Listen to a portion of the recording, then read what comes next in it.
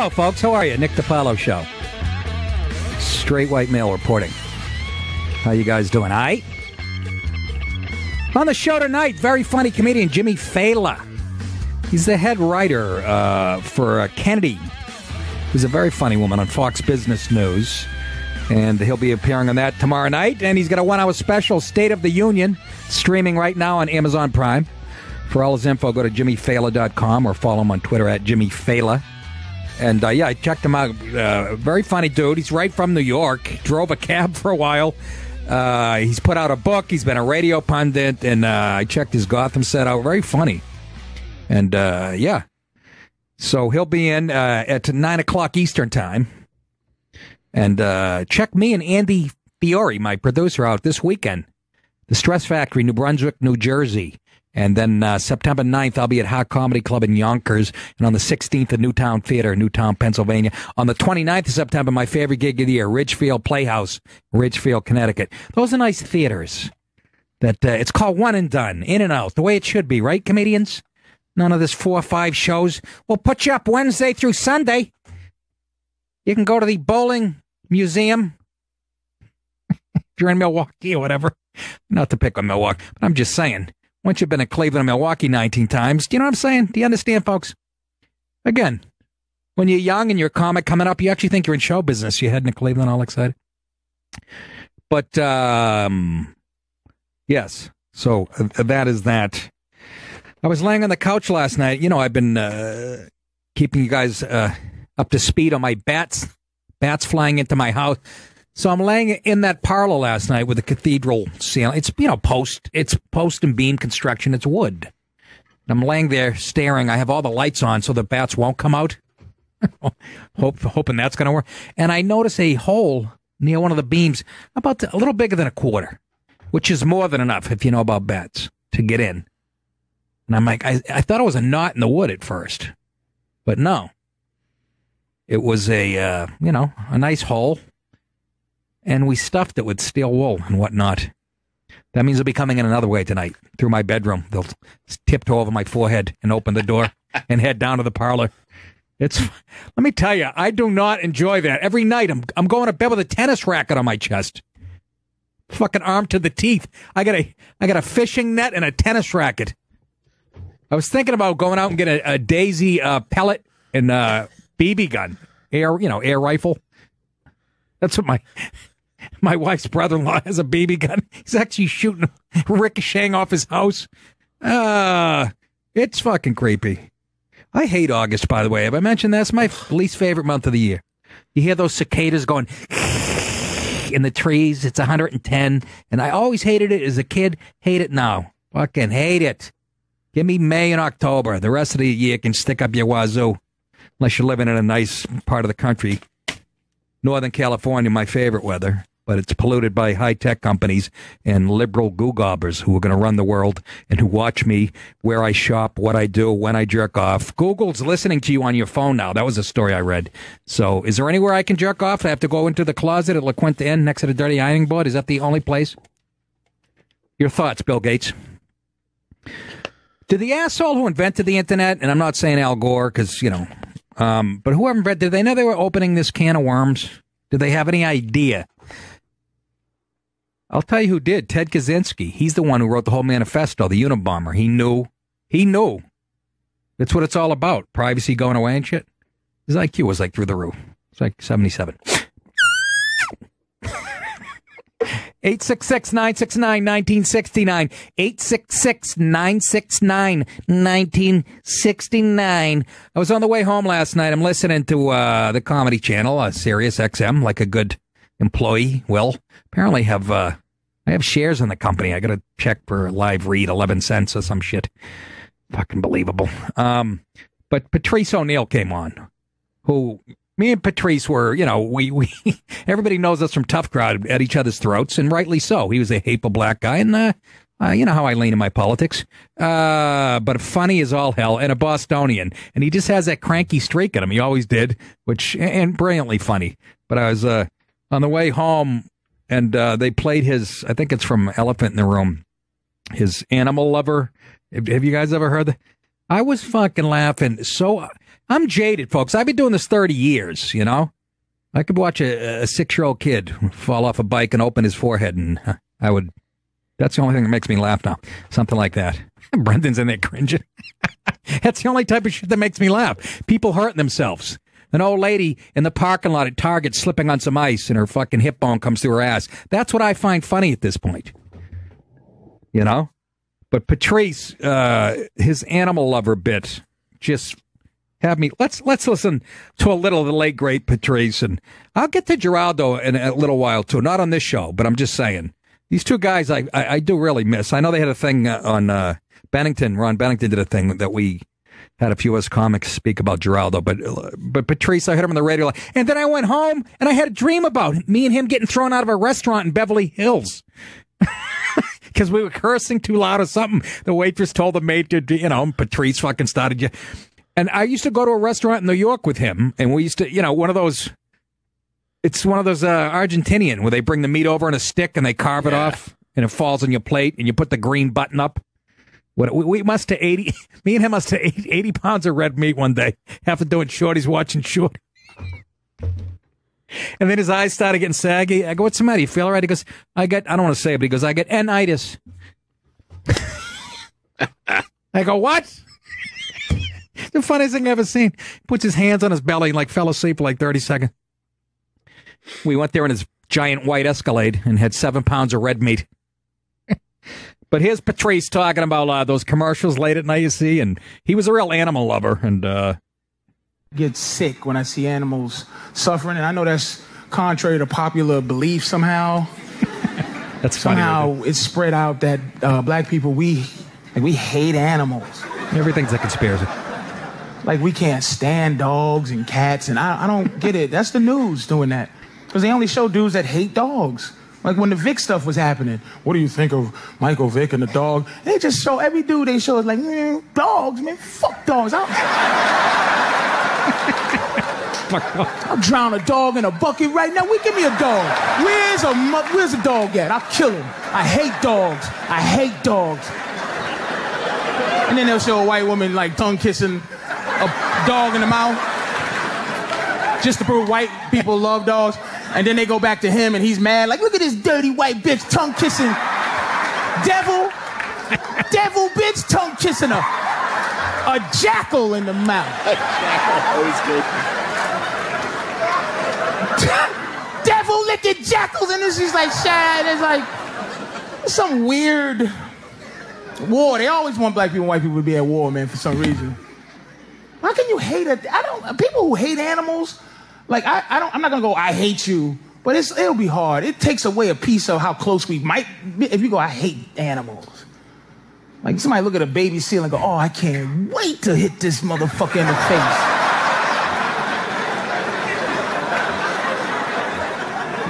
Fucking hate baby seals, all cute. Oh, fuck you looking at, baby seal? You ever see them sad animal commercials that come on during 4 a.m. during Three's Company's reruns? I started fucking cracking. And they catch you out of nowhere. You be watching Three's Company, and then and they'll show it'll be a kitten, and they slow motion the kitten up, and the kitten and it's a kid got a pencil in his head, somebody stuck a pencil in his face. There's a pencil sticking out of his face. And they put fun facts, 15,000 kittens are stabbed in the head with pencils each year. You be like, who is stabbing kittens in the face with pencils? Why? It's a pencil sticking out of his face. Then they'll show a bunch of puppies shoved in a container or a cup. Puppies in a cup, missing their feet. It's wrong. Missing their feet. Hi, I'm White Lady.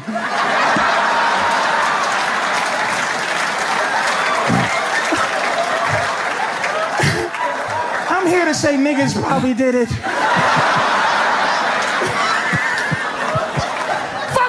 bitch jackal kissing hoe.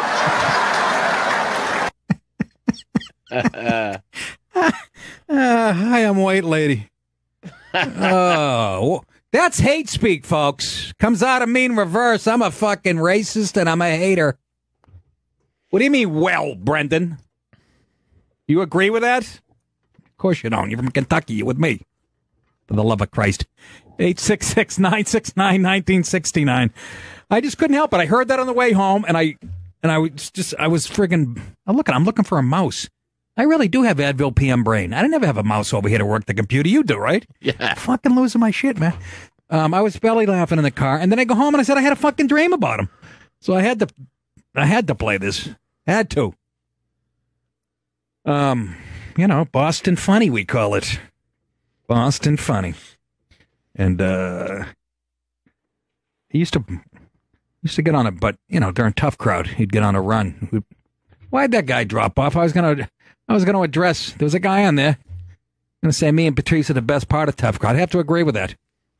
Because where else did you see people talking that honestly about race? What show ever? The answer is none. And look where we are today. We're regressing. We're going backwards at 1,000 miles an hour when it comes to this shit. When comedy is the way through it, in my opinion. Anyhow. I don't really care. Dave in Ohio, line 1. I just want to... So he doesn't have to stay on the phone. Dave, I don't give a shit about the Celtics, but Isaiah Thomas is gone. Is that what you said? Yeah, and sorry about your greasy bats. Yeah, they got rid of Thomas to the Cavs for Kyrie Irving. Is that right? Interesting. And Jay Crowder. I think he's more or less defense-type player for Boston, but... No, I thought he was a hockey player. Irving to Boston and Thomas. Yeah, I can't I don't know how I can express how little I give a fuck. I hate the NBA and it bores the shit out of me. Even the Celtics. The last Celtics game I watched, Kevin McHale clotheslined Kurt Chambliss for the fucking Lakers. But thank you for the update, Dave. Okay. Take care, brother, man. How you people can watch that garbage is beyond me. Ooh, I like a sport where there's a whistle every 11 seconds. And then they shoot free throws. It's like going to the fucking Jersey Atlantic Boardwalk and watch some guy try to win a stuffed animal for his girlfriend. Make the court bigger. The guys, Cousy was the biggest when can we expand the court? You get 7-footers that weigh 300 pounds, and when they go up for a rebound, they might brush against each other. Let it go. Let it go. It stinks. Yes, I appreciate the athleticism, but yuck. The last 4 minutes takes 40 minutes out of all the sports. Even they're talking about it. The NBA's I've been screaming this for years. And even college basketball, they're saying we have to fix this. So, sticky house remedy. Jesus Christ. That was 2 shows ago, dude. Sorry. No go. What am I supposed to do? Put powder on the railings? Sark in Boston? Saki. Shark. Nicky. What up, brother? Hi, Nick. What's happening? Well, you're killing me because now I have to resubscribe to Sirius after I dropped it just to hear you. But I'm going to do it, brother. Please do, will you? Keep up. Please do, Shaki. I am. I'm gonna. And tell your friends to, will you? Please, we got to get the numbers up, and I don't want to do comedy clubs anymore. Well, that's what I was calling to ask you about. Is you playing in the city on Wednesday or Thursday? Going to be down there, hoping to catch a show. I was going to go to Fat Black Pussycat. No, I'm not. I am not. He just said Wednesday or Thursday. Yeah, you're doing 8:30 is a Wednesday. He's not talking about. I thought he was talking about this Wednesday or Thursday. Or are you talking about Wednesday or Thursday in general, Shaki? No, tomorrow night. And yeah, exactly. 2 weeks. So, Nicky, your house is sweating. You're like some 2-bit 60-year-old meth head whore giving out hand dookies at a gangbang. There you go, Shaki. Let that shit fly. I'm going to put baby powder on the railings. No, see, that's where you're wrong. You got to put Vagisil all over it. Oh, for Christ's sake. Then I slide down and I rupture my nuts. Who needs that? Our father. I heard you. Go ahead. I heard you had a cereal box on your wife's head the other night. What the hell's that all about? No, she had a cardboard box to watch the eclipse, and I had a wiffle ball bat, and I was ringing her bell with it. I say, you see anything now? She goes, I'm seeing stars. No planets? I'm seeing stars. I'm going to have to try that tonight. You Captain Crunch or Count Chocula? No, it was just a regular box with some bat shit in it. Yeah, but with the wiffle ball, you only get 2 strikes and you're out, so you only get a couple whacks at it. That's how you play. I get 4 strikes. All right, Shockey, thanks for calling. All right, I'm resubscribing, Nikki, and I love it. Great stuff. Keep it up, my man. You can't wait to hear it live every night. Always good to hear from my hometown. All right, later, brother. Later. Speaking of that, I heard from the king of my hometown, Steve Sweeney, making a movie with one of the producers from the Fairley Brothers, and Lenny Clark's going to be in it, a bunch of people, and I think, Bobby Slayton, actually, but I can't because of my schedule. I don't know that I'm able to do it. Now that I got a regular gig, I can't neglect this. By the way, Vinny Brand, did I mention he's going to be here tomorrow? He owns the Stress Factory. We're going to give him the one over. That's quite a ride he's going to make, so we'll give him like 11 minutes. Give him the boot. Yeah. Anyways, let's get to the friggin' news. I'm so tired of talking. It's just a fucking fix. It's a rig game. It's hard for me to even watch it. What a time to start this show. It's just so rigged and so I can't. I use the box my wife had to look at the solar eclipse. I have that on to watch CNN with 2 holes poked in it so I don't destroy my eyes. There's Cooper Anderson and his jizz breath spreading lies, and the fucking Wolf Blitzer and his fucking jerk-off beard. And look at that. Trump was angry over Russian sanctions bill and called with McConnell. By the way, McConnell has to go. Let me get to that now. Trump is supposed to be speaking at a rally in Phoenix tonight. Well, why is that relevant, fella? Well, since Bannon hasn't been out of the door 5 minutes, and already he's changing his deal. He's got all these jerk-offs in there. Excuse me. Donald Trump's top aides are pushing him to protect young people. DACA. Remember DACA? Deferred whatever the fuck that Obama passed. Deferred Action for Childhood Arrivals that jerk-off passed in 2012. And remember Trump said we're going to piss all over that when I get in office. Well, now but his young people, that means Ivanka and Jared Kushner and a few other the so-called moderates. I call them globalists. Pushing him to protect young people brought into the country, then use the issue. It's now I have mixed feelings on this. If he gives in on that, then use the issue as a bargaining chip for a larger immigration deal. The White House officials want Trump to strike an ambitious deal with Congress that offers dreamers protection in exchange for legislation that pays for border wall and more detention facilities, curbs legal immigration with an L, and implements E-Verify, an online system that allows businesses to check immigration status. According to a half dozen people familiar with the situation, most involved with negotiations. But here's who's included in that and trying to convince him to do that. Reince Priebus, remember him? John Kelly, the president's daughter, Ivanka, Jared Kushner. Also, others who have not been as vocal publicly about their stance but are thought to agree, Vice President Mike Pence. I always know he was too soft. And who else? National Security Advisor H.R. McMaster. These guys are globalists, by the way. They're not the reason Trump got in. They don't think so, unless Gary Cohn, a Democrat who serves as the director of the National Economic Council. He's a fucking like a lib. So anyways, that's sort of a big deal because he was all against that. This is what Trump said almost a year ago to the day in Phoenix when he said this about DACA and whatever Obama, passed with executive orders illegally. We will immediately terminate President Obama's 2 illegal executive amnesties in which he defied federal law and the Constitution to give amnesty to approximately 5 million illegal immigrants. 5 million. He's lying. I am not. You are so, you big... A liar, whore, and you know it. So you people say, I never say he does anything wrong. This is what I love now. They'll go, well, people, they'll go, so how do you like him now? Well, I hate him for different reasons than you hate him. You get it? He's not right enough. But if he has to do this, again, I'm sitting, no pun intended, I'm sitting on the fucking wall, on the fence here myself. If he gets all this other stuff, and if he puts in the deal, the door is closed after this. You know what I mean? If he gets the legislation for the wall and E-Verify, all that, if he gets all that, more detention facilities, and says we're not letting anybody in for a few years. I told you I wanted a moratorium on legal and illegal immigration. Let people assimilate. But if he says, look, the doors are closed after this.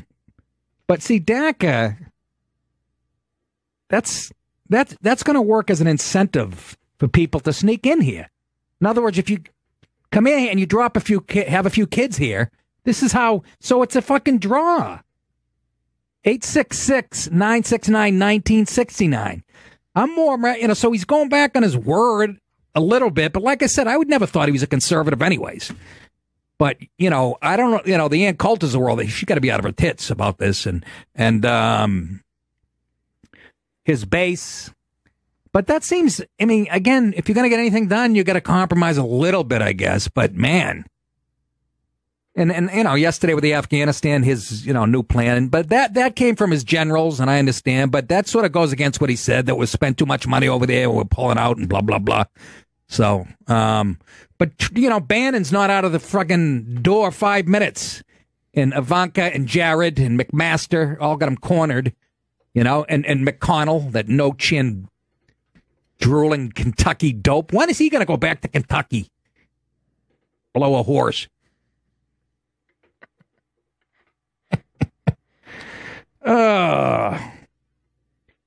So, how do you feel about that, folks? That voted for Trump, are you angry? Is he going back on his word here? Like I said, the book about the Bilderberg Group, is he just part of the bigger picture? Is globalization just inevitable? He put up a good front during the campaign. I'm a little disappointed. But again, if he gets all this legislation for the wall and stuff, and like I said, but there's got to be something in there saying we're closing the door. See, because Merkel, it's sort of like what Merkel did over there. She said, we go let all the refugees in. The problem is when they come over, at least in Germany, I read an article that was like nobody, just totally uneducated, not suited to do any real jobs, and then that results in violence and what, do you think that can't happen here? But it really proves to me that Bannon was the guy who sort of got Trump elected. You know what I mean? He was the backbone and had these big ideas. But I'm a little pissed at Ivanka. And did you vote for her? I know she's in the cabinet now as an advisor. Is that an official? Same with Kushner. I was singing his praises because his high tech buddies helped get Trump elected. Now he's turning and showing his real face. I don't know, folks. It's almost all too much. 866-969-1969. 866-969-1969 is a phone number. I'd like to hear from you people who voted for him, or from you people who say, I'm not surprised. I didn't believe it in the first place. Either way. But there are a few people on the other side pushing back against this. And I guess Jeff Sessions, God love him, and that guy Stephen Miller with the dead eyes. You know the guy, the attorney? I know he's got that, he's a senior advisor. He's got those dead eyes. He's the guy that ripped Jim Acosta a new asshole on national TV. And Rick Dearborn, who I don't know, he's White House Deputy Chief of Staff. So they're opposing this stuff. 866-969-1969. I'd like to hear from you people as far as what you feel about this. And he's speaking tonight. It's 10 o'clock our time, 7 in Phoenix. And the mayor of Phoenix wanted to postpone it because, people are going to show up and rebel rouse. A lot of backbone in this country. Oh, my God. I think he was supposed to go to like a border wall or something, too. They canceled that. What a mess. What a mess. 866-969-1969. Back after this.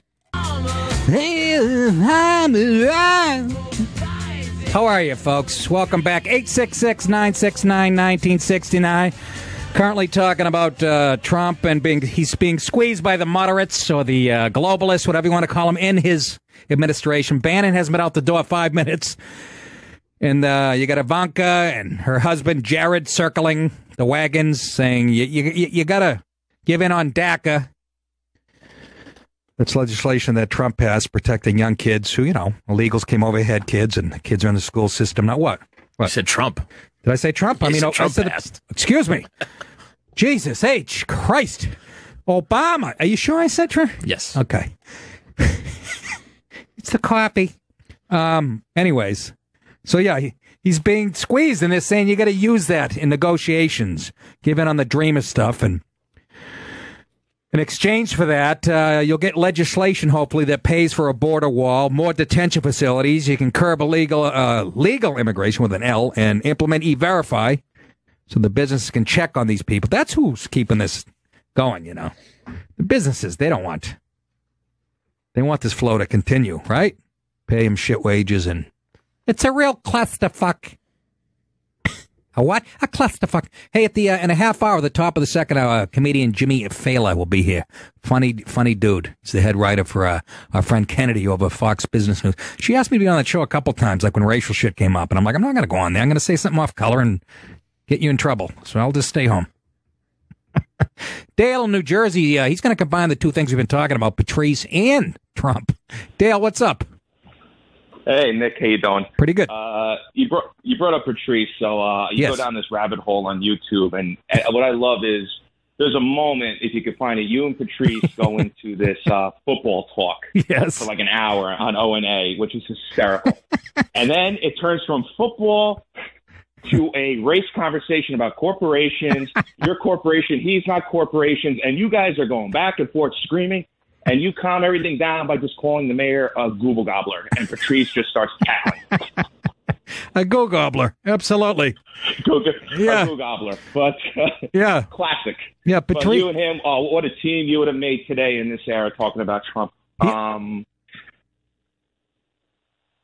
But what do you think? You think Patrice? It says here, I don't know if that's what you told our call screener that you. Patrice. Patrice. Yeah, you knew Patrice better than anybody. Yeah, and I'm a Trump supporter, but I'm in the middle. So quick point, I'm like, I knew Trump would wheel and deal. That's what I was thinking. I'm not a hard right. Yes. I knew Trump would be like the wall, but he wants to be like, we want to keep the bad out, but of course, if you want to work here, we want you to work here. We just want to know who you are. Good luck. Yeah. That's the way it's going to be. Yeah. So I think that's what Trump is doing. It's kind of like, go with me on this. It's kind of like the police. Everyone's anti-police. They don't want stop and frisk. Like, I would be okay. You got to bring stop and frisk back to New York City. That's how you become a proactive police department. But I'm okay with them wearing cameras to make sure after the guy's cuffed, they're not beating the hell out of him. Yeah. I think that'd be a good compromise. Yes. But getting with that, so I think this is Trump's play. He has to go to the middle because he's got the moderate Republicans. I think moderate Republicans are like, you know what, we'll go with Trump. The moderate Democrats are scared to hell for this left-wing nuts who say, you don't stay with us, you're done. They're threatening them. It's like, well, Trump's like, I don't know how to get anything done if you want to merge this country together. Yeah, but how about you forgetting one thing, Dale? How about his base that voted him in because he's the clip I just played. He said he was going to crush things like DACA. That becomes a magnet for more illegals to come here. So it's not as clear cut. I get where you're coming from, but his base is not going to be happy. And but I was like you. I know he was a businessman. During the campaign, many times they showed that he donated to the Clintons. Before he was a politician, and he plays both sides of the fence. So I sort of expected some of that. But the base is going to be riled up. I think. But like I said, if there's something in this New Deal that says the doors are shut for, we'll accept DACA and all this, but you better give us money for the fence and whatnot. But there's got to be something in there saying enough already, There's enough. We have enough talent here. That's such bullshit. We're not going to fold if people don't keep coming over here from other parts of the world. I don't believe that. Well, I agree with you. I think we'll be okay because you know what? Look at the borders with the ban on the countries. Yeah. It was denied. Now until this time, it's pretty much seems to be set. Like, a couple of judges are like, we don't. It's pretty much set. It's like it happened. So he will keep fighting, and he gets it done. Yeah. So yes, I he do does. have faith in the guy. So all right. But yeah, that's it. So okay. I don't want to long-wind you with Patrice, but if you give me a quick thing, I'll hang up with Patrice. What do you think Patrice would think of Trump? Because he is so anti-PC, but he fights the black cause. Would he be torn between the two? I think he would like Trump's style. In other words, honest, doesn't care who his feelings get hurt, and kind of a bull in a china shop. He would appreciate that. As Patrice always respected people, who weren't PC and but he'd have trouble he'd get caught. His blackness would catch up with him with Charlottesville and, but then I'd go at him with that. That's the fucking show we need to do. But Comedy Central won't do it. Bitches. Right. All right, Dale. Thanks. You're the best, Nick. Thank you. Talk to you later. Let's go to Jack in Vegas. Jack, how are you? Nick, how are you? Pretty good. How you doing? Good, Nick. How are you? All right. Oh, good. Listen, sticking with this rabbit hole with Patrice, I spent many hours on YouTube listening to those old O&A shows. Funniest radio, up until you came on the air, of course. Just great stuff. Thank you for all those hours of entertainment. And Patrice, there's not another guy like that guy. I wish there was, and God rest his soul. But to think, for what Patrice would say today, oh my God. I think you're 100% right. He'd be half on Trump and half against him, and the blackness will come out with Patrice. He would never be able to hold that in after Charlottesville. But just great, many hours of great radio. Thank you for that. But what I wanted to say about Trump was, I live out in the Southwest, and I can tell you that there's been a noticeable decrease in illegals out here from what you can see, because you always be able to see them at the Home Depot and stuff like that. They're not there anymore. They're not there anymore. And I know it's anecdotal, but I'm trying to get some yard work done over here, and I can't find anybody to help me out. 104 today. That's a good barometer. But the thing is with Trump, with coming back to the middle and trying to make a deal, how is the media going to let him make a deal? Right. Because if you're on the left, they're not going to want to let him make a deal, and no matter what he does, right, the media is going to come after him for it, whether it's good. He could cure cancer, and they will come after him and say, well, he didn't cure it fast enough. So he can't win. So why even try? I mean, listen, I would love for us to come together and actually have government work, and I'll give a little bit, the left can give a little bit, we could be in the middle. But I don't see that happening. Their whole goal is to get him out of office no matter what. So what's he supposed to do? And in the meanwhile, if he does do that, and if he does try to play the left, what's the base going to think? So I don't that's know what I he's just gonna said. do. Yeah, no. Yeah, and by the way, the middle, this fucking country is so far left right now. With Antifa and the fucking mainstream media is the country and the internet. So far fucking left. If you met in the middle between where we are left and right, it would still be too far left for me. I don't want to reach across here. I want to kill these motherfuckers. But don't you think, though, when you look at, especially after Charlottesville, and you see that, his poll numbers actually went up, that people are tired of well, they did it. If you look at the Rasmussen poll, I didn't know that. If you look at the Rasmussen poll you did, and I can't remember the other poll, but one was at 40%, the other was at 39%, and went up 3 points. The other poll was the Melania poll. She was thumbs up on that one. Listen, she's phenomenal. But the other thing with Trump though is that if he doesn't. With his base, okay, you have to give something to the base. You have to something. You can't go against every promise you made. And I'm not saying. Well, you know what he'll say, Jack. He'll say, "I gave you Gorsuch."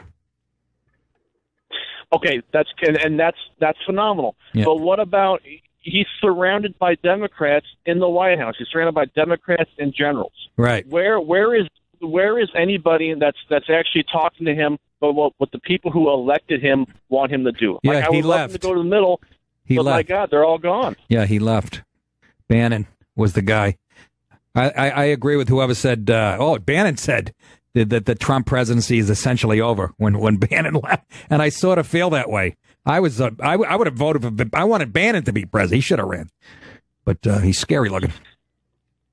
Yes, he is. Yes, he is. Well, thanks, Nick. All I right. appreciate the time. You got it, Jack. Good call. Thank you.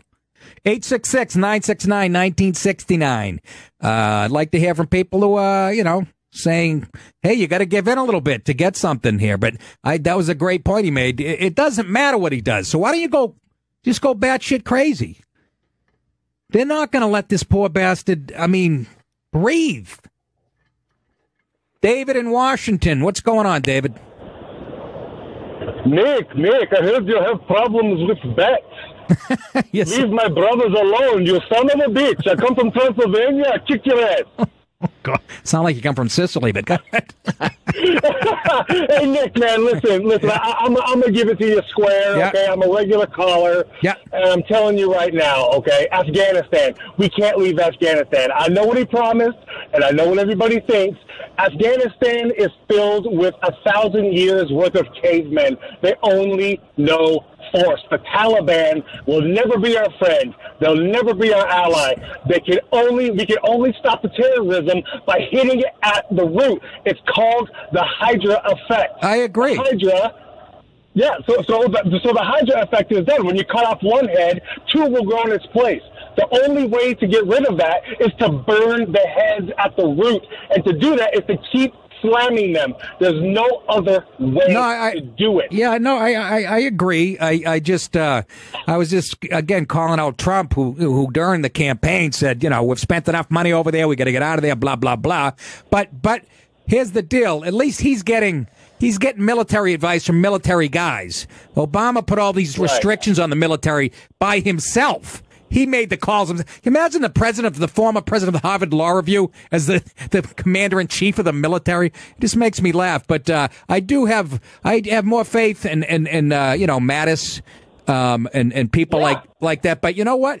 If I keep hearing, well, that's where that's where they're all settled, all the terrorists over in Afghanistan. That's their home base, and they'll attack us. Well, if they're all in one spot, let's blow them the fuck up.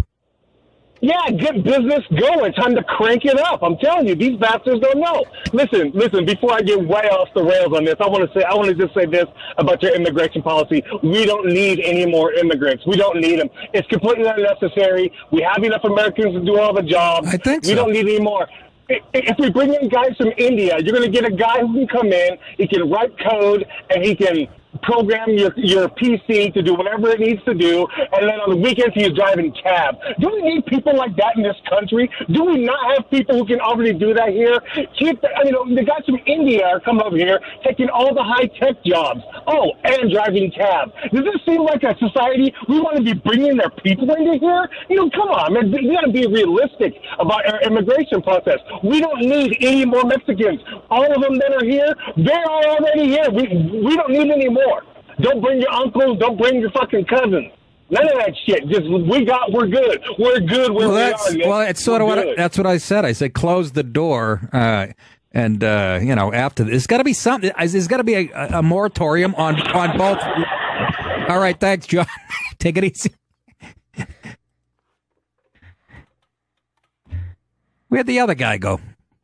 Say goodbye to John, please. Line 1, gone. No, that was... Yeah. That's a different call. What? Oh. We were just talking to Dave. Really? Yes. Was that Dave that just went off the road? Sorry. Yes. I got to put these back. God fucking damn it. Oh, John of Texas. Holy shit. Hey, John. What up, Nicky? Sorry, man. I was confused. I took my glasses off for a second, thinking I was 22 years old, and I can't see shit. Yeah, I'm coming to realize that myself. I'm 42, so, I'm right there with you.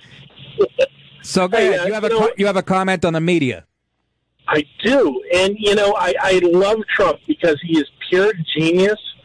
He can deflect a story off of him and still drive the media nuts with his last little media thing he had a couple days ago. And they're all speculating on how many troops he's going to send. Oh, he's sending 4,000. He's sending 4,000. He's going to announce it. And he didn't say a fucking word of how many he's sending, when he's sending them, and how he's going to do it.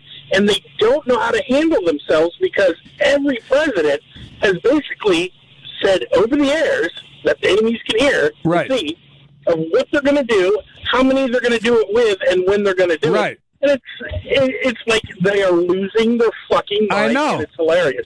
I actually heard one of the journalists say that, or read in the paper. They were complaining that he didn't give a specific number. Like that was a criticism. How immature and ignorant are the people that make up the press in this country? Obama used to give out timetables when we're going to leave, and the fucking enemy would go, okay, we'll play out till then. We'll wait. I mean, it is incredible. Like I said, now he's getting... Trump surrounded himself with some good military guys. So, absolutely. So you got to feel better about that. But my question was, when he ran, he said, look, we spent enough money over there, blah, blah, blah. But you know what? Every day he gets reports saying, how many terrorists are trying to get in here. They get briefed every day. And you got to listen to these guys who've been doing it for a living. Obama wouldn't do that. He was just a pompous, arrogant jerk who knew everything. Plus, he didn't have the military's best interest in mind. Put all kinds of restrictions on him. You couldn't shoot at somebody until you were shot at. That type of shit. And we wonder why it was like Vietnam. We have one arm tied behind our back. Well, and I think that Trump said what he said during the campaign on purpose about Afghanistan. Because he wants his enemies to be looking in the left hand while he comes around with his right hand and just gives them one right to the fucking jaw. Yeah. Yeah, he's pretty savvy. I mean, he did go to military school, so he really respects the opinions of these guys. And I like how he's putting pressure on Pakistan, too, saying, you're not going to harbor. We send billions of dollars to Pakistan, and they're harboring the very scum we're trying to kill. I mean, how do you square that up? You'd like to ask Obama that question, or whoever, even George W. Well, like that one doctor that they still have in prison for helping us telling us where Osama bin Laden was. Oh, yeah, that guy. You won't see him no more. Oh, probably not. But, Pakistan is fucking terrified of India. And the thing about it is, Trump will unleash India on Pakistan if they don't straighten up. They did a similar thing at the Limousine Commission here in New York City. They unleashed the Indians on Pakistan. All right, thanks for the call, John. All right, buddy. Appreciate it. 866-969-1969. 866-969-1969. Do you guys think this, again, I would like to hear from people, do you think, like a caller said a few minutes back, does it really matter? Because they're just undermining Trump at every turn. I don't know. It's just like, even McConnell now is talking publicly. I guess he said something about Trump not surviving. Of course, the New York Times picked up on it and ran with it. But I don't like that. I don't like this. Ivanka and Jared and even McMaster. I guess somebody's calling him a globalist, but at least he's a military guy who's been around the block a few times. But do you guys feel shortchanged that voted for Trump? Or do you think you have to do this to get anything done, or is it too late? Those are your three options. 866-969-1969. So, again, to me, though, it just shows how much sway that Steve Bannon had on policy like this, I think. Mike in North Carolina. What's going on, Mike? Hey, Nick. How's it going, man? Pretty good. How you doing? Good. First of all, I want to say, you guys got a great show going on. I've listened to you a couple of times. I really enjoy listening to you. The fellow Bostonian, it's very good to hear a familiar voice, a familiar accent. So I appreciate that. Thanks, Mike. So what I wanted to talk to you about is, as a Latino, I actually did vote for Trump. Yeah. And pretty much my main principle behind that was the fact that I definitely do not support illegal immigration. My father came here. He did the right process. He went through all the paperwork. He paid the lawyers. And just to see, a population of Latinos just get amnesty like nothing. Yeah. Like my dad did all that work for nothing. Yeah. That really pissed me off. So, that was one reason to vote for Trump. On top of his policies about manufacturing, I love how he's behind that, so I haven't lost faith. I mean, we're in his first year. We haven't completed 1 year yet. You can't give up on the guy because of fucking 6 months. No. That makes no sense. Well, but as far as immigration goes, and as far as closing the border, I can't say I agree with that. The other guy saying that we don't need any more Indians doing tech jobs. Well, you know what? I went to university for 5 years. I did not see probably 3 white dudes in a tech major. So it's not to say that they're taking away jobs. They're the only ones that want to apply themselves in that industry. Yeah, yeah. If they want to, let them, you know? Yeah. You can't say, they're taking our jobs. That's not true. That's not true. That's a different, but that has nothing to do with building a wall. And because those guys come over here, they fly in. I mean, right. It's and two different issues. Their due diligence to get here. But Mike, let me ask you a question. So do you have a problem with Trump maybe letting this DACA thing go and not shutting it down, like he said? Defer children who are already here. But they're here illegally. Their parents came here illegally. So the criticism is it's going to act as an incentive for more illegals to come here and have fucking kids. So how do you feel about that? As a son of like you said your parents did it right, your dad did it right. That must bother you, right? Yeah, it definitely does. It definitely does. But I mean, to just close off the border, that's the only thing that I'm against. I mean, for him to say that he needs. If you're going to have an anchor baby that qualifies you to stay in this country, I don't agree with that at all. But I think he's just trying to probably please some other side, trying to keep his good grace with everybody. Yeah. I mean, he's a businessman at the end of the day. He's trying to make everybody happy. And at the same time, he's got to keep to his principles too. Yes. So, I mean, I haven't given up on the guy. Like I said, right. I'm hoping for the best. I mean, there's going to be bumps like this. Okay. But yeah, of course, I'm going to have my disagreements with him as well. Well, good to hear from a Latino who voted for Trump. Appreciate it, Mike. I appreciate you. Thank you. Take care, man. Dennis in New York. He's a Trump fan, but he is disappointed. Dennis. Very disappointed, Nick. How you doing? Pretty good. How are you? Good. The reason why I get disappointed because I was waiting on this stacker thing. He wound up dumping that to get it. He's lost. I'm a little upset at that. Even though, but let me ask you a question. Now you're upset at that, but even though, and again, this is the potential deal. Are you still upset with it if he gets, legislation to pay for a wall and more detention facilities and e-verify? Check businesses for illegals. If he gets all that, are you still disappointed? Still disappointed because I think as a businessman, he does make deals. He can make a different deal. You can't have this one. This one's a bridge right in. The DACA stuff. It brings them right in. It acts as a magnet, but I would again, nothing's going to happen. I guess you have to. It's so far, like I said, it's so far gone that I'm a little disappointed too. But like I said, we knew here in New York, we watched him for years as a businessman. I know damn well he wasn't a conservative, but he was right on the big issues like this one, and then. As soon as Bannon leaves, he seems to be caving to his son-in-law and daughter and everybody else. So, yeah, I hear you. Yeah. All right, Dennis. I'll tell you that Go ahead. from Vegas said, if I may just say, says that, he's not seeing a lot of the immigrants. I'm telling you, I'm out here in Southampton. It ain't changed out here. Boy, there's plenty of them out here still. Where are you? I'm not looking. I'm at Southampton. Southampton, okay. I'm not. Listen, they're hard workers. Sure. I've been in the police business. I've been in the military. I've seen it all. Sure. Not every, of course, but I always tell people that these people are hardworking people. They do what they got to do. You never see them standing on the corners begging for money or harassing people. Right. Every time you see them on the side of the corner, they're looking for work. Yeah. That's a good thing about it. But I don't want to. I don't know what the answer is. I really don't. Yeah. No, the problem's almost too big. All right. Thank you, Dennis. Appreciate it. Thanks. All right. Yeah, well, but you got to have you. How many people are you going to let in? Just traffic alone. First of all, we don't even know how many illegals here. You realize you hit numbers anywhere from 15 to 30.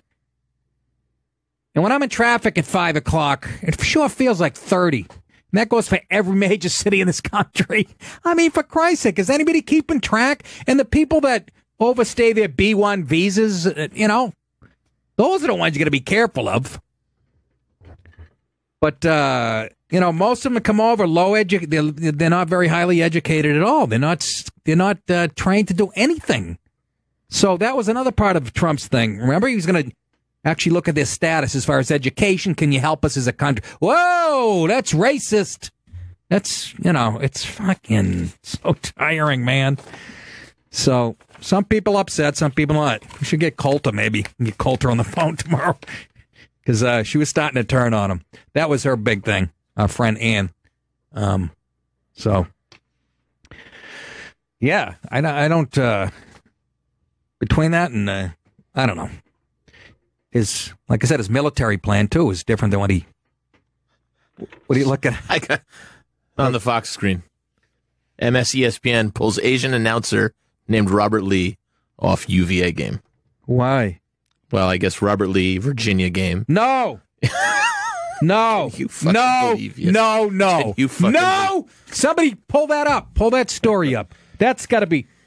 First, what is ESPN? Is that people with multiple sclerosis? It's a southern version of, like ESPN2. Listen to this. Polls Asian announcer because his name was Robert Lee. That can't be. Please. ESPN polls announcer from... Now it's time to go. It's fucking go time, folks. You got to be shitting me. Take one more call and... before we bring in at the top of the hour, a very funny guy, a very funny comedian, and he's the head writer for Kennedy over Fox Business News. Jimmy Fallon is going to be in here, and I watched some of his stuff online, and he, he knows his politics. He's been a radio guy, a pundit, and sharp dude. Let's take one more call before we go to break. Frank in the Bronx, real quick. Frank? Hey, Nick, how you doing, pal? Great to hear you. Thanks. Listen, two things. Number one, how are you going to take down my boy Christopher Columbus? How are they going to take my boy down from there? They're talking about taking him down from Central Park. Columbus, Christopher Columbus. Well, I say, Frank, you get out there, me, you, and about 20 other guys, and with pitchforks and fucking mace and rape whistles. And it reminds me of the Sopranos, the Columbus Day Parade. That's right. I'd have to be Jesus. I'd have to put on a cop uniform. I'm not gonna. Christ's sake, that's more dangerous than being Columbus himself today in New York. Unbelievable. I don't know what's going to happen, but we need to hang in there with this guy. I think it's just a matter of time before the press raises the white flag and some of the people start to come around, because this is just ridiculous. It's putrid. Every day it's something different. Let's pick his ass. Let's figure out 1968 his father hit a cab and ran away. I mean, what the fuck? Enough is enough already. No, anyway, Nick, I just love listening to you. Thank you, Frank. I appreciate it. Love to hear from the Bronx. Anyways, let's take a break. And we come back. Our buddy comedian Jimmy Fallon will be in here. And I got a few more stories. Black Lives Matter activist unveils list of demands to white people. One of them is to give up your home that you own. Or if you don't have any, when you die, you will. If you don't have any kids, descendants to give it to them. That's coming from one of the heads of the Louisville chapter of Black Lives Matter. This country is fucked. Back after this. That's the very funny Jimmy Fallon, who joins us in studio now. Jimmy, thanks for coming in, buddy. Good to be here, man. He's the head writer for Kennedy at Fox Business, and he's got a 1-hour special, State of the Union, which is streaming right now on Amazon Prime. And for all his info, go to jimmyfallon.com or follow him on Twitter at Jimmy Fallon. Yeah, funny dude.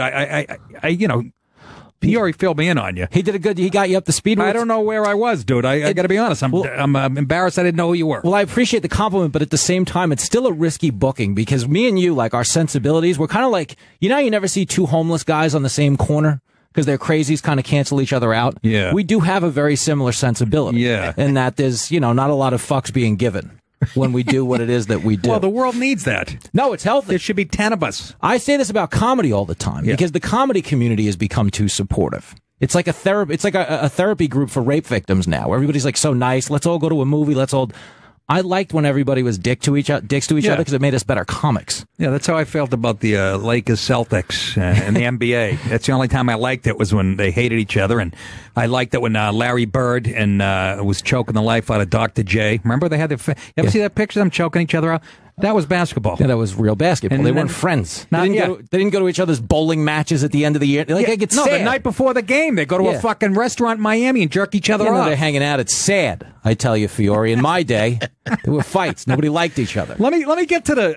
Now, this might be old news to you. America's Got Talent. I wasn't up to. Oh God! You said something fucking racial. There was a real race war in America's Got Talent. Was Mel B black? Mel B is that a black woman or a black guy? Mel B is a black woman. Yes. that has the proclivities of a black guy. She's hooked up with a lot of white women, and she got into some hot water for that. Oh God! Could you be any more politically correct? Black, gay, fucking lesbian. I thought it was a cornerback for the Steelers, Mel Blount, in the early '70s. Like, why is he judging? Fucking... Hey, that's why they called the Scary Spice. You go over the middle against Mel B. How long ago was that, Jimmy? I know I'm a little behind. We're talking. That's like 2014. Okay, and that was in the.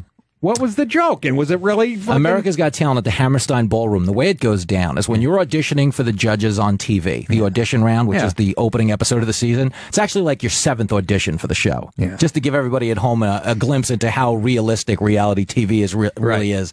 By that point, they've already met my dog, hung out with my kid, but I'm auditioning. Couldn't be any fucking less realistic. Oh, it's so stupid. So what happened was, I'm on stage at the Hammerstein Ballroom doing a joke about driving a cab. And the joke begins with black people are the best people to pick up in a cab. At which point, Mel B hits the buzzer.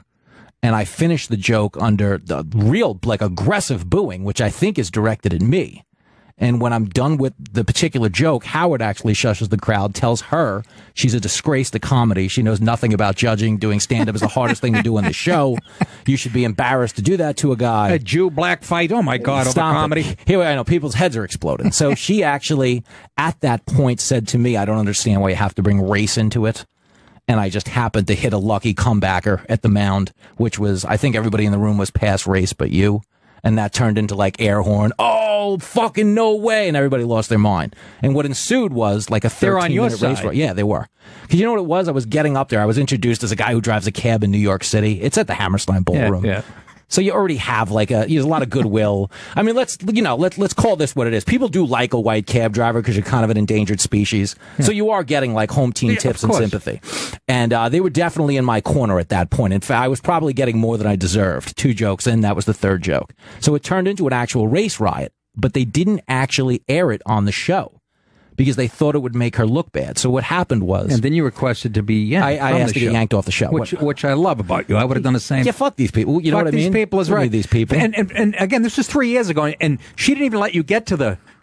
No. She buzzed me at black. At black, and you'd think, oh, fucking ridiculous. She's ahead of the curve, because that's where we are now. Well, yeah, that's what we got to. But that's what we've done. We've incentivized outrage in a way that people now think... it makes them better to recognize it and point it out. And she was, as you say, ahead of the curve on that. Because it's not usually black people that are doing that. It's usually white people. Well, yeah. I've said that a million times. Who desperately want to be liked by black people. Yeah. And they think by getting mad at shit black people don't really care about, it's interesting. Yeah. Obviously, slavery, and they have to feel the way they feel. No, they don't. But go ahead. He's like, let me explain. Not all of them. But as they're ripping down statues the other day and kicking a statue, it's a bunch of acoustic guitar playing white kids who just think, it's a lot of self-righteous I've been nonsense. doing this comedy for almost 30 years, and I was always, I'm always touching on race or whatever. And I've said this a million times. I've had, I don't know, I've probably had, 4,000 complaints, and, I apologize. 3,996 of them were white people about my racial shit, and it's true. But we're at a point now, and I'll get to this. I was just handed this story, ESPN.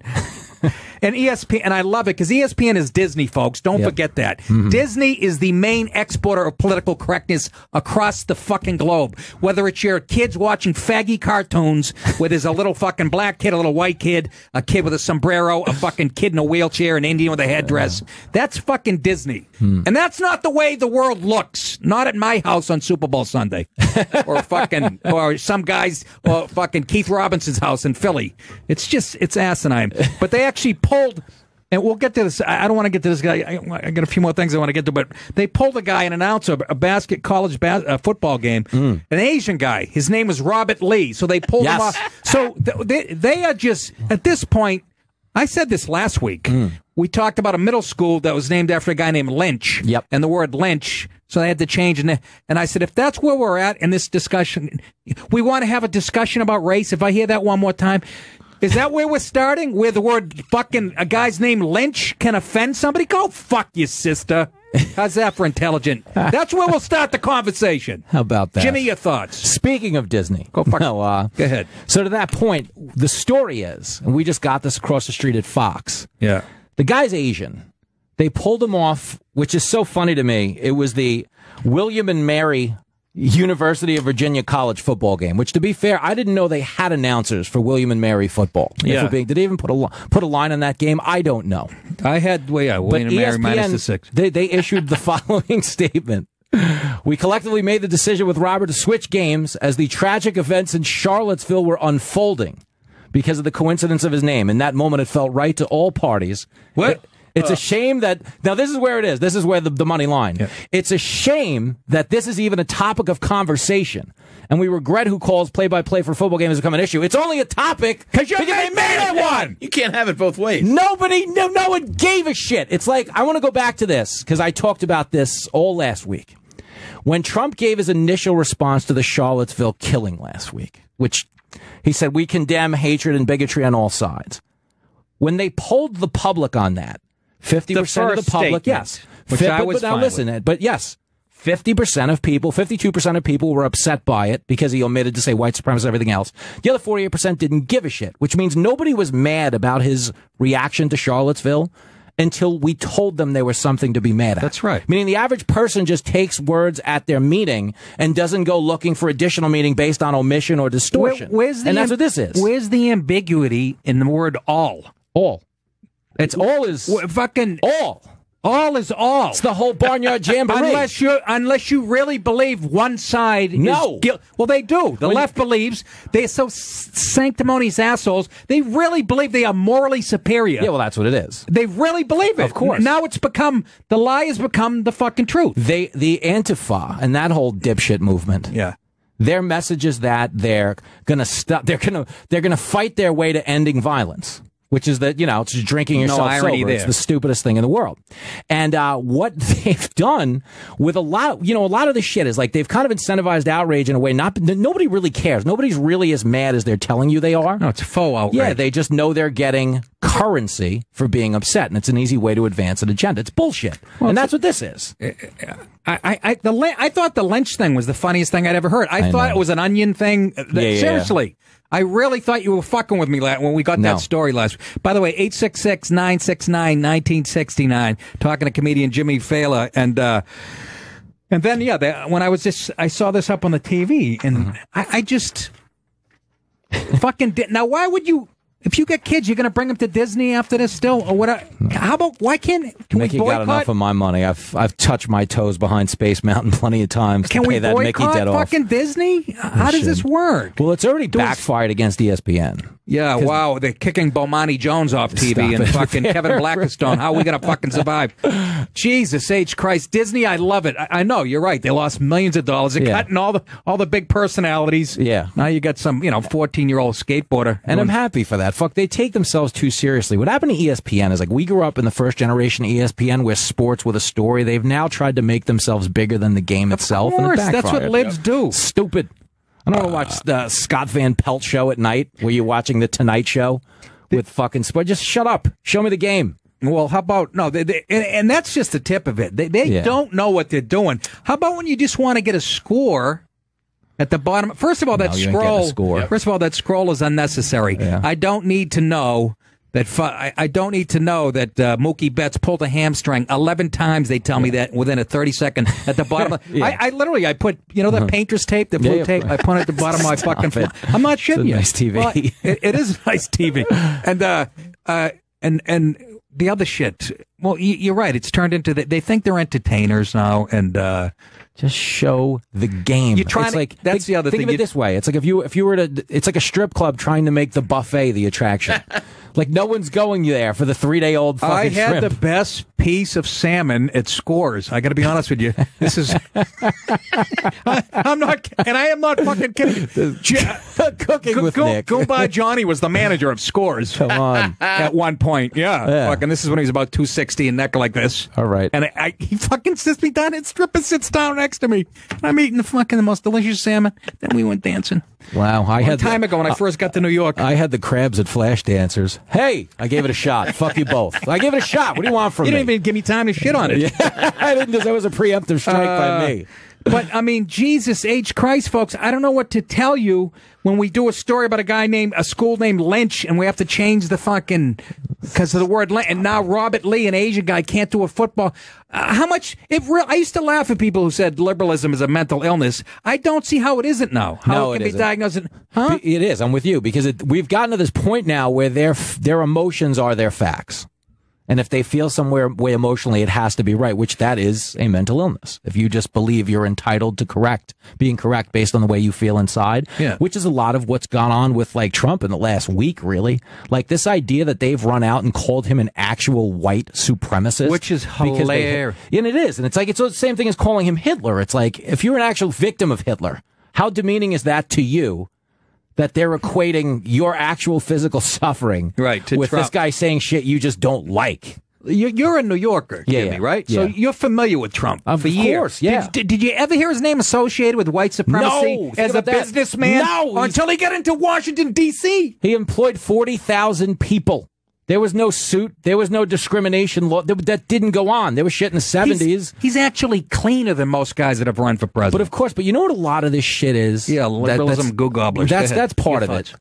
But a lot of it, amongst like the elite class, first of all, on the Washington side, the reason they hate him so much, even within his own party, is because obviously if he manages to leave office with the perception being that he did a good job, it opens up the class of people who can become president to about 1,000 more people, and they lose that monopoly. But on the celebrity side, the real reason they hate him so much is because in the pissing contest of life, he won.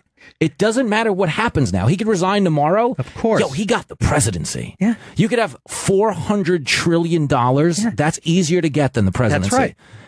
And in the pissing contest of life, they'll never let go of that because Trump, if you're breaking down his celebrity, is like his whole life was like a Hollywood Squares level of celebrity. He was grouped in with like Mr. T, Joan Rivers, Jim J. But one of those guys. Now he's Paul Lynn. And it fucking kills him.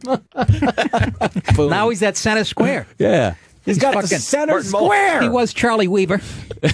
And, but job. no, exactly right. I mean, and he wins at whatever he does. And here's the other thing that bugs him, that bugs the people who hate him. And I brought this up when he got it. I looked at him. I go, do you realize this is a liberal's fucking nightmare come alive? Huh. He's a blonde-haired, blue-eyed billionaire, alpha male, fucking Christian. Yeah, they don't like that. They hate. What do you think hate crime was designed for? Yeah. Guys like him. That was our guy. And imagine the one thing though, if you got to go to break or something, because I'm just I'm gonna. But some people want to talk to you here. So. Oh, well, the only thing that scares liberals more than Trump being in office, though, deep down, is Trump not being in office. Because if he goes away, they have to deal with their own shit. For a lot of people, Trump has become a place to go so they don't have to look inward. That's true. Anything you don't like about yourself, just fuck it. Let's say you got and Pence steps in there. Yeah. So then what do they get outraged at, right? They're just going to go for the gay thing. But Pence is, pretty reasonable guy. Yeah. He's going to be great, but they're going to be bored because they're not going to have that thing every day. Trump feeds that thing. That's a lot of anger they're going to have to aim at somebody. Fucking big money for therapists if he goes away. Because people are going to deal with their own shit. Let's go to Mike in Queens. Say hi to Jimmy. What's up, Mike? Hey, what's up, Nick? How you doing, Jimmy? Hey, man. Thanks for the call. Hey, listen, Nick, been listening, big fan on Twitter. Dude, you guys have been speaking the absolute truth, dude. They don't want Trump. Trump is the alpha male. It exactly represents what all these liberal fucks don't want out there. It's a strong guy. All these guys, just like you've been saying, Nick, that you've been saying on all your specials and all the time, they've been getting bullied. they've been getting bullied and everything. Now they have a say, and they're trying to take fucking statues down and everything like that. Yeah. Did that guy who even mentioned before about Chris Columbus knew that you were the cop in The Sopranos? I think he might have. That's how. Again, I took Advil PM at 7:00 this morning. I woke up at 4:30. I'm all fine. I didn't even put the connection together of me as the cop on the Columbus. Yeah, you were the cop. I know. That was the best. Shows you what an impact it had. Trying to take down come on, 2004, of course. Nick dressed up in the nice cop suit over there. They're trying to take down Christopher Columbus, and fucking Ralphie goes over there. He shows him the poster. It's the best. But you guys are actually you and Jimmy, perfect. You guys are two guys who are alpha male. They hate that. They don't want that. They absolutely don't want that. Everybody's backing away. Everybody. Yep. Yeah. I'm surprised. Even the other day, Artie Lang just got like that Cumia show and everything like that. He had to tone everything down. He's on Judd Apatow's train. You're the most relevant one out there. I appreciate it. Thank you, Mike. Judd Apatow. Thanks for the call. Judd Apatow killing straight men. One interview at a time. Amen, brother. That's awful. Really setting us back. Did you notice, by the way, that the population is dropping? The amount of babies being born is dropping because guys can't even tell women they're attractive. They've emasculated guys. You know what I mean? I think it's the chemicals in the plastic bottles. There's a little bit of that. If you want to get into it, I'll talk chemtrails, whatever you want to do, pal. Yeah, I'll go. Good call, Fiore. Thanks, man. Absolutely. But he made a good point. They're trying to. It's like this guy just said. It's the left. Mm-hmm. We're getting lumped in with neo-Nazis. Whatever, white supremacists, that's you're racist. The scam. But not just that. We're responsible for bullying. Yeah. That's getting mixed in now. The hate crime, the bullying. They're trying to pin that on Trump and me and you. I think society as a whole should be embarrassed that we're using the term bullying in adult life. That was a thing that went on till about fifth fucking grade. Well said. And I blame who's the guy in the Dolphins? Not Richie Incognito. He was the bully. The other guy. Yeah, it was the other guy who got bullied. A black guy. You're a 350-pound NFL lineman. You're not getting bullied. I loved Incognito. I would have fucking started my team around him. I loved him. Yeah, he was a fucking fighter. That's who you want on your team. But that's the bullshit that we're dealing with.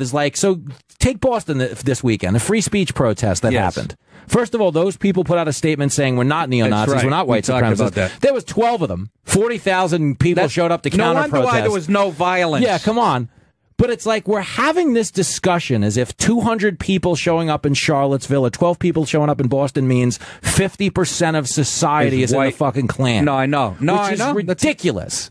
But it's an intellectually lazy thing, but it works for liberals because it caters to their emotions, and their emotions are their facts. But that concept and that idea could not get traction unless every mainstream fucking media outlet carried the message. Yeah. And they've been lying about it for years. We're watching it to come to fruition. It's coming to fruition right now. Yeah, CNN's the worst one, too. I'll tell you the other day, I was hosting on Fox News Radio for 3 hours the day of the Barcelona attack. Yep. For 3 hours, from 3 to 6, they did not cover the attack. They ran a chyron on the bottom of the screen that said Trump desperately trying to change narrative from off-the-rails race remarks. Yes. As if there wasn't a narrative-changing event that he had to deal with. We were here. We looked up at the screen. I lost my mind. I'm like, he's the president. He has to change the narrative. CNN is a propaganda fucking. It's the worst. Wolf Blitzer asked if it was a copycat. It's fair to ask if it's a copycat crime, as if they didn't have 33 of these last month. Yeah. And I know that because I had the over 31.5 and made money on vehicle attacks. Yeah, Jim Sciutto brought it up first to Wolf Blitzer, and then he parroted it. Yeah. They're fucking. It's fair to ask. Stop it. It's at this hour. And as far as CNN, I don't know. Do they? I think they're always. I was saying this last week. My theory on them, as far as ratings, it has to be do they count the airports? Yeah, they Is must. that what keeps their numbers up? Were it not for airport Chili's, CNN Chili's. is cable access. I went. Max and Irma's. Jim, I did a USO tour. I'm over in Afghanistan. I go into this little room on a military base and CNN's on. Oh, fuck. I go, can somebody fucking change this? This guy came in. We don't want that. Do you want to know? Jesus. The military wants to watch Fox News. If you ever watch the poll numbers, like Trump crushes now the they military. Do. Now they do. Yeah. This was fucking 9 years ago. I'm like, really? Obama? First he tells you can't defend yourself unless you're shot at first. Now you're watching Wolf Blitzer. What the fuck's going on here? That shit drives me crazy. And then I offended a bunch of Marines with a few jokes. I can't. Way to go, Nick. That's what Quinn said. Only Dipaolo could make a room full of Marines get quiet. But they all loved it. After they came up, they go, look at That's your Colin? Can I do my Colin? Yeah. No, I don't do a Colin. Go ahead. Yeah. Then you got the one friend who don't get sarcasm. You're like, dude, I'm so buff right now. I could beat Tyson. And you're like, yeah, slow down, tough guy. Sarcasm. Well, you don't know. He goes, yeah, right. He'd kick your ass. And he goes, yeah, it's sarcasm. I don't even know him well, but that's my Colin. I just did 15 minutes on the elliptical machine, stupid. I don't think I was going to beat Mike Tyson in a fight. He knows. We're gonna let's take a break. We're talking with a very funny Jimmy Fallon, and again, you're going to be on Kennedy tomorrow night, right? Tomorrow night, 8 o'clock. If you watch, of course you're going to be on it. You're the head fucking writer. How's that a cool? I sneak in. They're like, "Wow, Jimmy wrote himself into the set again. That's interesting." and I like her a lot. She's asked me a couple times to go on there. You got to go on. And but crush on you. Do great on there. No, there were racial stories that, and I'm like, I'm not going to get her in trouble too. Sometimes I can't. No, listen, it's a tape show. Don't worry. Oh, you all fuck right. it up too much. We'll go to the edit room. Get in there. That's the case. Anyways, he's got a special out right now, State of the Union. I'm talking about Jimmy Fallon, streaming right now on Amazon Prime. And go to jimmyfallon.com or follow him on Twitter at Jimmy Fallon. Let's take a break and more with Jimmy right after this. Really, I'm going for a physical tomorrow at 11 a.m. For the love of Pete.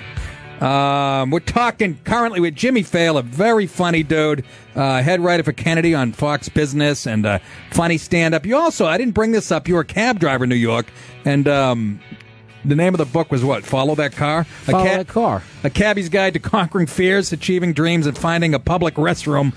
And I watched the snake thing you did. Oh, Snakes in a Cab. How Which about is that? a brilliant, you're a good marketing. I'm trying to make moves over here. I don't know how to market at all, man. At all. That was brilliant. Well, thank you for that. And I will tell you, though, you make a video like that, it doesn't actually help you sell books, because I made that to promote my book. But what happens is every interview you do they ask is you to talk about the fucking prank. You never even discuss the book.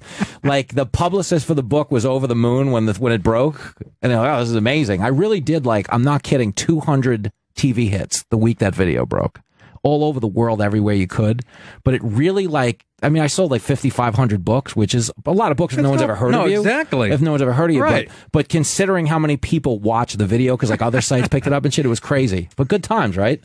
Jesus, I was belly laughing, man. Stop it. I want to clear up the brothers really like snakes, don't they? Oh, let me tell you. Well, you know what's funny you bring them up, by the way? I want to clear up a misconception, because this comes up a lot. Yeah. People ask you about profiling a lot. This is the first thing black dudes ask me about driving a cab. Yeah. And I will say this, that you really don't profile, because when you're driving a cab for 12 hours a day, 6 days a week, you want to die. So if I didn't pick you up, black guy, it's because you didn't look dangerous enough. You know what I mean? I was hoping somebody'd get in with a box cutter and put a screwdriver in my ear or something so I didn't have to work tomorrow. Oh, you know what? Fuck you, Fiore. No, okay. No, that was complimentary. Me. Okay. We got both. Yes. I we never do that know when it's really funny. Oh, okay. I never know. I never know you guys. Well, now I'm gonna have to give. I'm gonna have to give this to you. You know, I fucking hate the way you make me fucking ride you. Now get the fuck out of here. You can never lose with those. No, you can't. I'm going to save the Black Lives Matter thing for tomorrow. The woman that's saying that you white people should give you houses over to black and brown. That's going on? Oh, the love of I'll tell you, is it ever? I'll get to her tomorrow, though. So I won't have to. It's one less story. Good tease. To work on. But let's go to the phones. Who's been up there for Mark in San Diego? Mark, what's going on? What's up, homie? What's up, Nick? How you doing tonight? Hanging in there. Hey, Nick. Yes, sir. Going back to the earlier topic, all of us, after 8 years of the Banjo Lip Canyon trying to lower the standards, let felons and druggies into the union, onto our job. Why don't you tell me my dad was on the line? All of a sudden, Trump, if I told you how bad a condition some of these bridges and highways are, Trump was supposed to do this. When is he going to pull the trigger on infrastructure project? Yeah. I thought you were upset about the DACA thing and how he might go back on his word about crushing DACA. You know what I'm talking about? Come on, man. You think I'm worried about my pockets being lined and me sitting in an air-conditioned trailer on the Pennsylvania Turnpike for 2 years doing nothing. Come on. This guy wants to hang out at the Midway Diner and pick up lot lizards. You're going to get your infrastructure, right, Jimmy? It's actually coming. It's coming. It's the one thing they agree on. Exactly, because it's money. spending. Yeah, they love spending. Exactly. Keynesian economics. That one's coming. The other ones, I don't know. But at this point, I like to live better, work unions, not work. And I'm doing too much work right now. So come on. Yeah, you sound like a union guy. You union guys want to get fucking $400 an hour to put a hubcap on a fucking Toyota. You know what? Go fuck yourself. Anyways. All right, Mark. All right, thanks, brother. You'll get your infrastructure. Like Jimmy said, that's the only thing. Mitch McConnell, I hope he gets cancer of the eyes and teeth, don't you? Mitch McConnell's a douchebag. What a greasy cocksucker. Yeah, there's a story that broke tonight that apparently they haven't talked in like 6 weeks. Yes. We're just covering that on Kennedy, and they're not even talking now, which I love. This is where Republicans are a bunch of pussies, and this is where they're misguided on Trump. Are they pussies or are they really Democrats? Well, there's a little bit of that. There's two things in play here. Yeah. But right now, they're all distancing themselves from Trump because the fallout of the Charlottesville thing, they're like, oh, he's a toxic asset. But here's your reality if you're a Republican. You're going to get grouped with him in the 2018 midterms, no matter whether you ever talk to him again. This is true. So you might as well own the association and legislate in a positive way that'll give you a leg to stand on. Like this, like the campaign commercials have already been cut for 2018. They may swap out one clip if Trump says something crazy between now and then, but they pretty much have the format already cut and dried. The Charlottesville remark. They might even go to one of the hits, maybe a grab her by the pussy, which, by the way, if Hillary would have said grab him by the dick, she would have won in a landslide. Bill probably would have voted for her at that point, I think is safe to say. But it's like that die has been cast. So if you're the Republicans, get out there while you have a majority and do something. But everybody's so consumed with their own self-preservation, they forget to govern because they think in their own district, well, I might get by because they know I'm not like Trump. That's not how it works. These people, the Democrats, spend money. Like if you looked at that special election down in fucking, but they'll spend $1 billion. They'll get the ads out there. No, they will. But the RNC is raising a they're crushing them. The Democrats can't raise a dime as unpopular right now. as Trump is, and because you want to know what? And this is funny. The talking head class. That was the lesson from the election. It was like all of us pundits in studios never got out and talked to the middle of the country, and we didn't know. Right. Well, they didn't really learn the lesson because right now, with the monument thing and with the Charlottesville thing... Is that going to backfire? No, if you look, yes. Let me just clarify. If you look at the polls, the public isn't nearly, remotely as upset as the hysteria you're watching on TV. Network anchors are crying on TV. As if this guy just got out there with a robe and a pitchfork. Yeah. When in reality said nothing of the sort. Well, the same with Charlottesville and his comments. Of course. You understand, people? Are you not paying attention out there, for Christ's sake?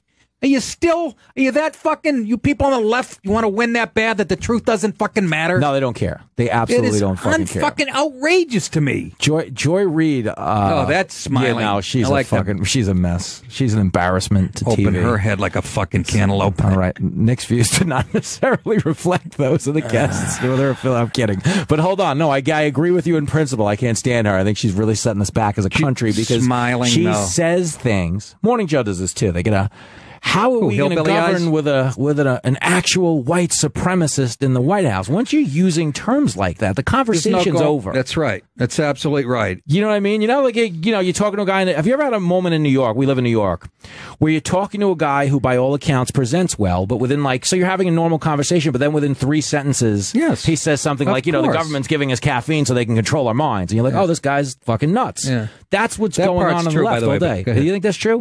No, one of those theories? Are you a chemtrail guy? Those planes flying across the sky? We're going to get the overnight show if this keeps up. They couldn't get coffee out to us in an efficient manner if they fucking you counted on it. But that's funny. But that's what the left is right now. And to that point about coffee, because I know we have to take another call. I don't mean to call up the whole thing. But everybody who wants single payer and government-run health care, look at the VA. Who is, not 1% of the population. Yeah. These guys are waiting 2 years, can't get an appointment. Dying in their waiting room. Guys are dying in the waiting room. Let's expand the amount of people in line by 300 million. I know what'll fix this. Dead people in the lunchroom. Oh, it's the MTA. I'm sorry. Yeah, it's like another form of government. How about the MTA? Well, to be in fairness, if you've ever ridden the subway, like the F train is the only place where they bring in a dead body to freshen things up. Yeah, exactly. It stinks in here. Dragging fucking that Kevin who passed away 2 weeks ago. Let's go to Paul in Colorado. Paul, welcome to the show. I have a melon in my... We lost him. Paul, your sister's ass. Your thoughts? Let's go to. What say you? What say your sister says? What say you? Or the Detroit Pistons. Anyways. Oh, it's our friend Larry. Now, this guy's a very informed caller, and Larry's calling in from Missouri. Larry, say hello to Jimmy Fallon, another well-informed guy and quite eloquent. You guys hit it off quite well. Go ahead. Well, hello, Mr. Dipaolo and Mr. Fallon. It's a pleasure to be on your show again, as per the usual, although I really missed the Hitler clips. Coming. You don't open with your closer, Larry. Exactly. Well, they are people. I really wanted to discuss the left because they're just refusing to knuckle under. They never compromise. They never give up. You're looking at paid terrorists to disrupt everything. And if they can continue to exercise power and get people to change their behavior and get used to having everyone change their behavior because they say so, then they have won. They have to be opposed. They're absolutely ridiculous jackasses. If I can get redneck on you right now, Mr. Dipaolo, I got to tell you, these people don't know shit from apple butter. I'll tell you. People. How do we oppose them, Larry? That's the question. How do we effectively oppose these people? It's like trying to deal with a mentally ill person. How do you get your hands around it? You ignore them. That's the word. That's the best thing. That's what George W. did. No, you don't understand. George W. let the Democrats drive the debate and drive the agenda like the Republicans are doing. They're doing what I call Me Tooism. Me too, me too, me too, instead of driving the agenda and going on about their business.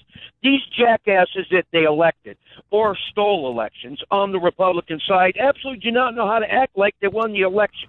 What was the first thing Obama said? You can go along, but you got to ride on the back of the bus because we won the election. He did say that. He said elections have consequences. Yes. Because they had given him a list of 14 pieces of legislation that had bipartisan support. And he was like, what the fuck is this? Right. I won. Yeah. Yeah. Scoreboard. That marks us fuck. But go ahead, Larry. Yeah, and that's what the Republicans have to do, but they don't know or are unwilling to do so. Because the dirty little secret about refusing to repeal Obamacare is that they want to run it, actually. They coveted the power that the Democrats wielded. And they think, like Karl Rove and George W. Bush thought, we can eliminate the Democrat Party by out-democrating Democrats, which can't be done. Why would you vote for the counterfeit when you can vote for the real thing?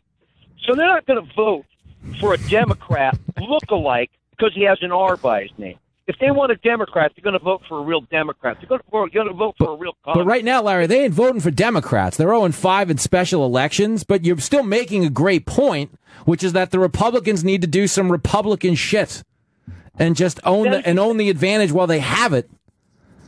And just get out there and actually govern, pass tax reform. I'm starting to believe it's one party. It is. I used to not believe that, but I really.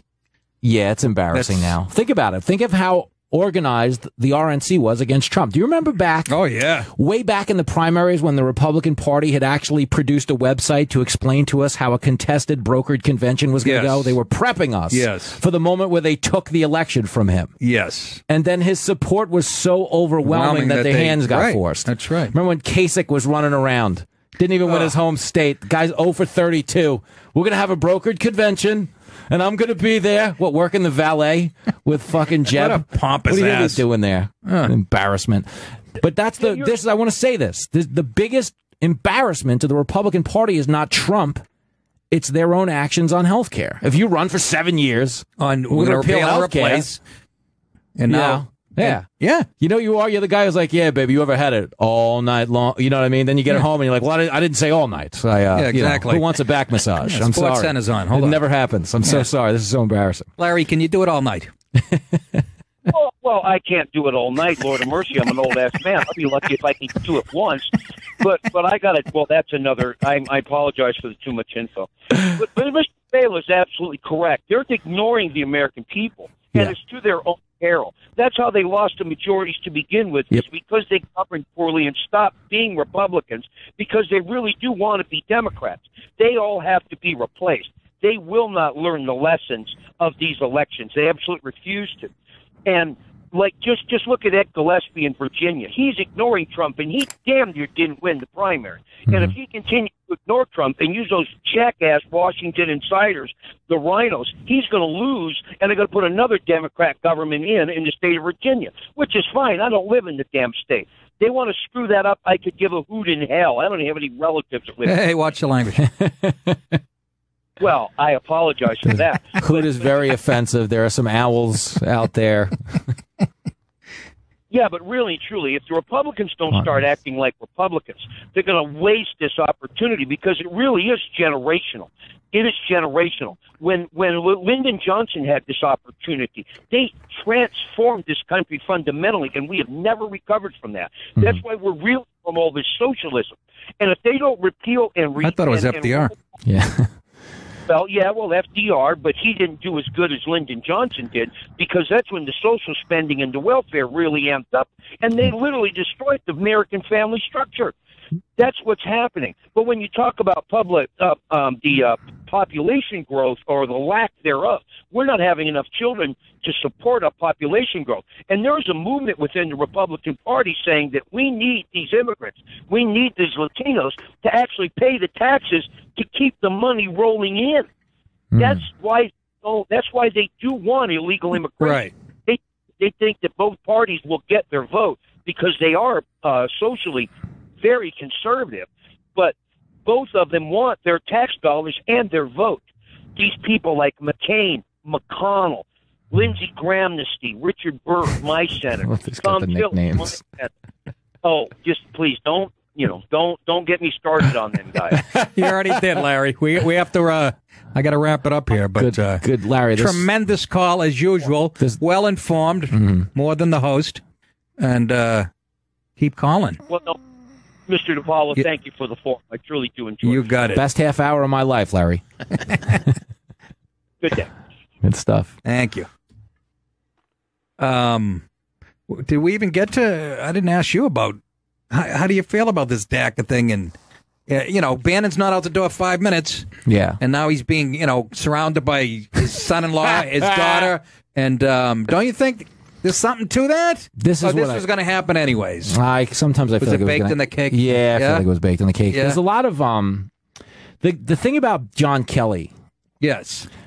Chief of Staff. Yes, I feel like his new Chief of Staff, John Kelly, who really does like to emphasize organization and he's a military guy and stuff like that. Yeah, hierarchy. I think things are going to start falling into place the way they were supposed to for this to run properly, whether it runs properly or not. I think there are, certain things that have to happen in order for their little world to spin on its correct axis. Yes. And that's not a non-answer. I think it's, not an oversimplification either.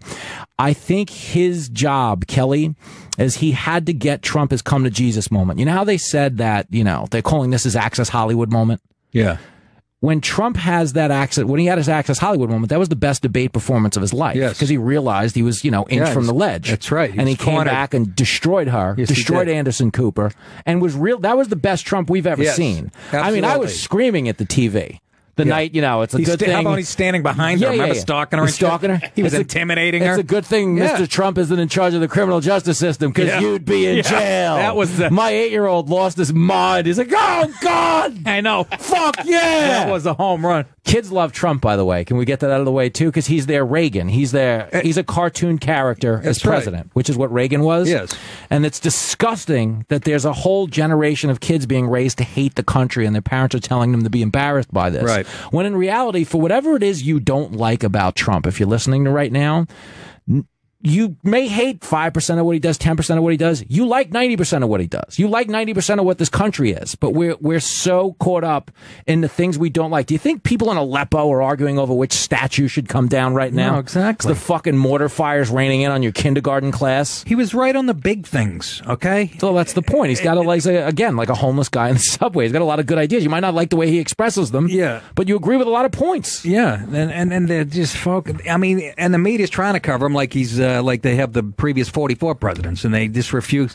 Well, it's working. It's not working. He's winning, and this is the one joy of Trump. And I want to say I hope you're right, man. I hope you're right. He's going to be fine because, but the one joy of Trump is that every Republican who ever runs gets treated like they were Trump. Well, absolutely. Meaning Mitt Romney got run out of town for saying he had binders full of women. Women, yeah. Which is Trying to fucking get them ridiculous. I jobs. want to hire women. Yeah. But that was offensive somehow. Yeah. But Trump at least gets his money's worth. Yes, he does. You know what I mean? Absolutely. If you're going to have the outrage mob outside your house with pitchforks, you want to say something legitimately outrageous. Yes. He's, if he's on your fantasy team, he's the first round draft pick in the outrage fantasy football league. I love him. The best for that. Zach in Pittsburgh, big fan of Jimmy's. Oh, Jesus. Hey, Zach. Hey, big fan of you guys. I really miss Jimmy. I miss Red Eye Man. He always was great on that show. Oh, come on, man. I didn't know you're a Red Eye guy. Thank you for watching, man. If you watch Kennedy tomorrow, you will double our ratings. So think about that. Not to put any pressure on you. I'm a fan of that show, too, definitely. But I also, Nick, what do you think? Do you think Larry is actually Steven Crowder calling in, throwing his voice? No, I think I know who it is, but it's not Crowder. That's at least a good guess, isn't it? Like I said, you're way off. But I think I know. I think I know. He always goes to the guinea shit. That's so funny. I love Pittsburgh. Right in. Well, I'm a Pollock, so I got to do it, man. Absolutely. All right. I love you guys. All right. Take my call. Thanks, Later. man. Go Steelers. No Steelers. Big Ben. Yeah. So, how about the Jimmy? Since so well-rounded, but about Afghanistan and the speech last night and the 5 steps. Of what we're going to do in Afghanistan. Yeah, I mean, at least he's getting advice here from actual military guys as opposed to Obama, who was I like that. Ruling by fiat or whatever. What he said at the beginning of the speech was, instinctively, he wanted us to get out of there, and it's something he had That's what he ran on, but obviously, decisions look differently when you're sitting in the chair. And you're getting reports every day. Real intel. That's right. What you want to hear. Yes. And if everybody thinks he's part retarded, right, you should be happy he didn't follow his instincts. You should be glad he followed his generals. But again, they never. Well, that's the thing. It goes back to Charlottesville. There was no right answer. Like, I understand if you're upset with Trump's handling of Charlottesville, but you should have to admit that there was no way he would have handled that would have left you happy. Meaning last Saturday when Charlottesville happened. It's like, are you still beating your wife? Yeah, if he came out. Right? And yes, if you want to get technical. But no, he came out and he said, if he had come out and said the white supremacists, the neo-Nazis, they've all got to go, the reaction would have been, yeah, well, where was that during the campaign? Yeah. When David Duke said he liked him, and it took him a day. And there was no right answer. No. So the point is the same goes for Afghanistan. But what's disgusting about it is, so here's a real issue of national security. We have terrorists that want to bomb us, people who want to kill us. People are more concerned with finding an angle to attack the president than saying, hey, this is what the generals say. Not the Republicans, not the Democrats. This is what the people who are on the ground say. Right. And that's where Obama was bullshit. That's where Obama a lot of times sided against the cops in the court of public opinion. Of course. Because it's very easy to legislate when you're 3,000 miles away from the bullets and the mortar fire. Yes. And we have a whole class of Americans now who think they know how cops should function. Right. Because you were able to retweet a video that looks bad taken out of context. Yeah. And it's not to say every cop shooting's a good shooting, but cops, the linchpin of society, and unfortunately, they're like NFL referees. They make 3 trillion right calls a day. That's but what we I only say. talk about the blown coverage of pass interference. My analogy was they're like the offensive lineman who's doing his job all day. Yeah, and they only one fucking, sack. Yeah. Hey, fuck this No, guy. he gets called for holding. They announce his name on fucking TV. Humiliate the guy. For the first time. All right, good. We went to the same. It took a minute to say that, but yes, we agree. We weren't gay. We both went with the sports reference. And, a different one. It was like Game of Thrones when the... Oh, that show. I'll fucking fight anybody, but fuck that show. I'm mad about that I've never show. seen an I will episode listen. in my You're never life. gonna now. I'll tell you why. Because I watched it the other night. Why, did you audition for it? No. I've never watched the show, but I've heard all the fucking hubbub about it. See, the other night I'm flipping channels. Sunday night I turn it on. There's 2 fucking armies stand up across from each other, about to duke it out in the field, old school. I'm like, all right, this is fucking. This is medieval thing. And right before the first arrow can get shot, a chick flies in on a fucking fire-breathing dragon. I'm like, oh, okay, so we're 5 years old? You want me to fucking set up a Hot Wheels track? And again, exactly what I had in mind when somebody tells me to watch something. He just described infuriating. What goes through my head. I can't suspend my disbelief. No. I can't suspend it when Angelina Jolie's in a movie beating up 2 fucking bad guys. Yeah. Never mind a fucking chick on a dragon, unless she's got nice tits. Yeah. I'll, Even then. Huh? Even then, the fire-breathing dragon. What the fuck is Thank this? you. What is it that are we we're doing rooted here? in reality? Should we be playing with toys now These at are the age of 40? You know who loves that show? People vote Democrat and fucking love Obama. They get bullied. They're victims. Children. We've infantilized society. If you can use the word bullying in your adult life, you're a child. And that's all we do in this country. Children. Man up. Contribute. Oh, goodness gracious. Heloise. Anyways, Jimmy, thank you so much. You're everything that Fiore said you'd be, brother. Seriously. You called me fat, you dick? No. You look terrific. You got a nice tie and a nice shirt on. Anyways, catch him on Kennedy on the Fox Business News tomorrow night. His 1 hour special State of the Union is on Amazon Prime, streaming right now. And go to jimmyfela.com for all his information. Hit him up on Twitter at Jimmy Fela. Thank you to all the callers tonight. We'll talk to you same time tomorrow. Wash those asses. Bye-bye.